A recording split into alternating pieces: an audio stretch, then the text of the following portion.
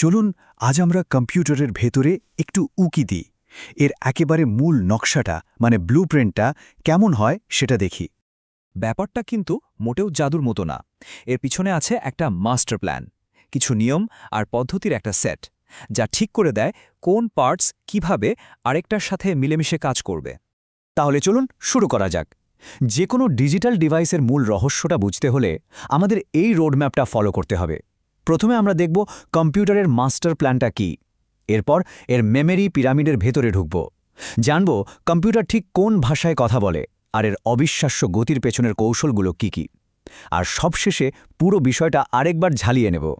তো সবার আগে আমাদের পুরো বিষয়টার একটা বড় ছবি বা বিগ পিকচার বুঝতে হবে, মানে সেই মূল ধারণাটা যা কম্পিউটারের সবকিছু নিয়ন্ত্রণ করে। কম্পিউটার আর্কিটেকচার জিনিসটা কি? সহজ ভাষায় বললে এটা অনেকটা একটা বাড়ি বানানোর ব্লুপ্রিন্টের মতো। এই নকশাটা বলে দেয় বাড়ির গঠনটা কেমন হবে, কোথায় দেয়াল থাকবে, কোথায় দরজা জানালা হবে, কিন্তু এটা বলে না যে কোন ব্র্যান্ডের ইট বা সিমেন্ট ব্যবহার করতে হবে। আর্কিটেকচারও ঠিক তাই, এটা কম্পিউটারের মূল কাঠামোটা ঠিক করে দেয়। আর এই ছবিটা দেখুন, কি চমৎকারভাবে মূল অংশগুলো দেখানো হয়েছে। সিপিইউ হলো কম্পিউটারের মস্তিষ্ক, সব চিন্তাভাবনা এখানেই হয়। মেমোরি হলো এর কাজের টেবিল বা ওয়ার্কস্পেস, যেখানে তাৎক্ষণিক দরকারি জিনিস রাখা থাকে।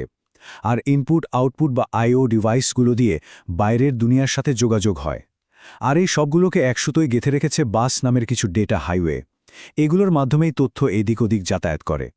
আচ্ছা, এবার আসা যাক আর্কিটেকচারের সবচেয়ে জরুরি একটা অংশে, আর সেটা হলো মেমোরি। কিন্তু মজার ব্যাপার হলো কম্পিউটারের সব মেমোরি কিন্তু একরকম না। চলুন দেখি ব্যাপারটা কি। এই ছবিটা, যেটাকে মেমরি হায়ারার্কি বলে, এটা কিন্তু দারুণ একটা জিনিস দেখায়। এটা হলো গতি, দাম আর আকারের মধ্যে একটা ভারসাম্যের খেলা।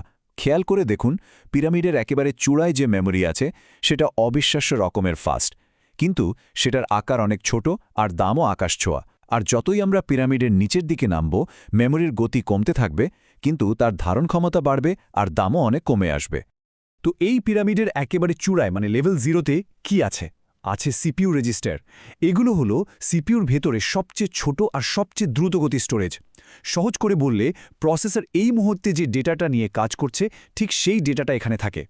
পিরামিডের ঠিক এক ধাপ নিচে নামলেই আমরা দুটো গুরুত্বপূর্ণ জিনিস দেখতে পাই। একটা হলো ক্যাশে মেমোরি, যা SRAM টেকনোলজিতে তৈরি। এটা র্যামের চেয়ে অনেক ফাস্ট। আর আরেকটা হলো আমাদের পরিচিত র্যাম বা মেইন মেমোরি, যা DRAM টেকনোলজিতে তৈরি। টেবিলটা দেখলেই বুঝবেন SRAM যেমন দ্রুতগতির তেমনি দামিও, আর DRAM তুলনামূলকভাবে ধীরগতির কিন্তু সস্তা। এখানে আরেকটা জরুরি বিষয় আছে, সেটা হলো ভোলাটিলিটি। এর মানে কি? মানে হলো পিরামিডের উপরের দিকের মেমোরিগুলো যেমন রেজিস্টার, ক্যাশে বা র্যাম, এগুলো হলো ভোলাটাইল। মানে যতক্ষণ পাওয়ার অন আছে ততক্ষণই এরা ডেটা মনে রাখতে পারে। পাওয়ার অফ তো সব ডেটা গায়েব। আর নিচের দিকের মেমোরিগুলো যেমন হার্ড ড্রাইভ বা SSD হলো নন ভোলাটাইল। পাওয়ার না থাকলেও এরা ডেটা স্থায়ীভাবে জমিয়ে রাখে।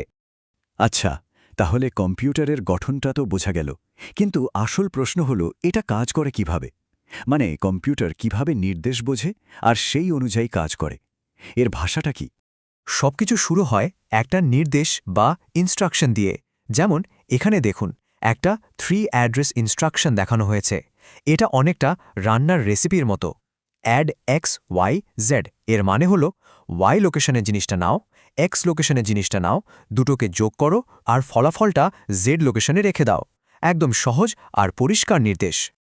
এখন কথা হলো, এই যে XYZ লোকেশনে ডেটা বা সংখ্যাগুলো থাকে, সেগুলোকে কম্পিউটার কিভাবে বোঝে?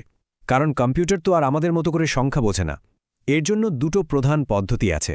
একটা হলো ফিক্সড পয়েন্ট, যেটা পূর্ণ সংখ্যার জন্য খুব ভালো আর দ্রুত কাজ করে।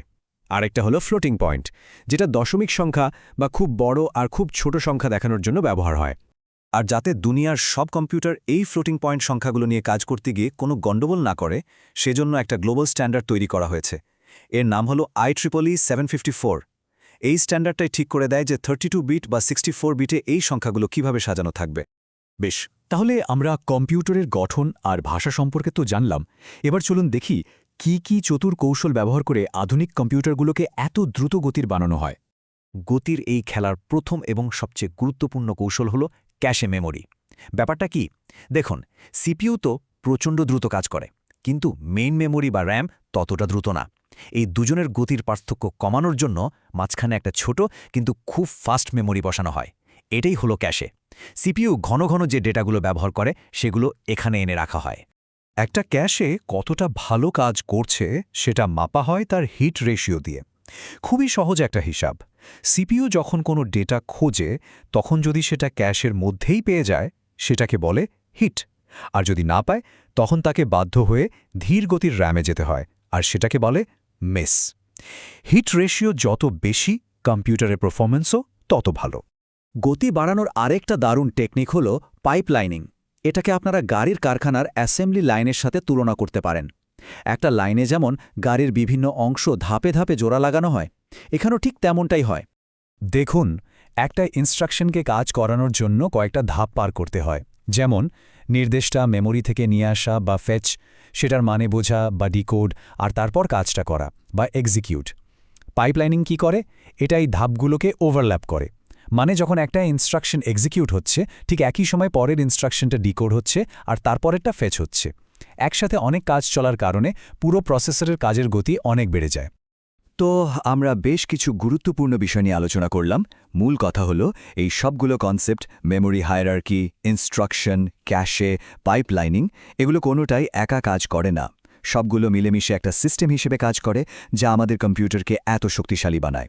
চলুন পরীক্ষার প্রস্তুতির জন্য সবচেয়ে গুরুত্বপূর্ণ বিষয়গুলো এক নজরে দেখে নেওয়া যাক।